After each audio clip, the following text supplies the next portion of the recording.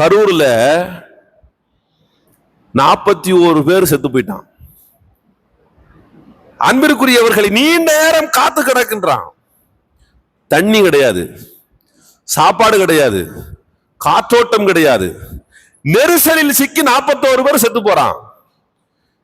எனக்காக நீ காத்து கட, நீ தண்ணி குடிச்சியா அதை பத்தி எனக்கு கவலை கிடையாது, நீ சாப்பிட்டியா அதை பத்தி எனக்கு கவலை கிடையாது, எனக்காக வேண்டி நீ காத்து கட என்று சொல்லக்கூடியவர்கள் தலைவர்கள் அல்ல, வியாபாரிகள்.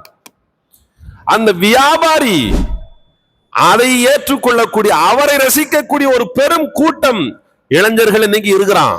இதை யதார்த்தம், இதை யதார்த்தம்.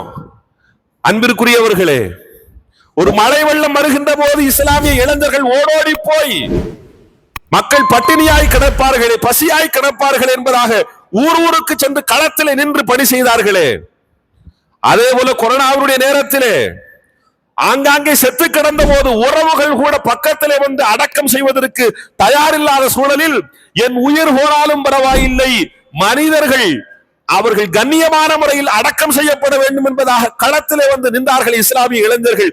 இந்த உணர்வு எங்கிருந்து வந்தது? சக மனிதர்களின் மீது அக்கறை கொள்ளக்கூடிய உணர்வு எங்கிருந்து வந்தது என்று சொன்னால், முஹம்மது ஸல்லல்லாஹு அலைஹி வஸல்லம் அப்படி உணர்வுள்ள இளைஞர்களை உருவாக்கினார்கள். இப்படித்தான் இளைஞர்கள் இருக்க வேண்டும், சக மனிதர்களின் மீது அக்கறை கொண்டவர்களாக இருக்க வேண்டும் என்று உருவாக்கினார்கள் முஹம்மது ஸல்லல்லாஹு அலைஹி வஸல்லம்.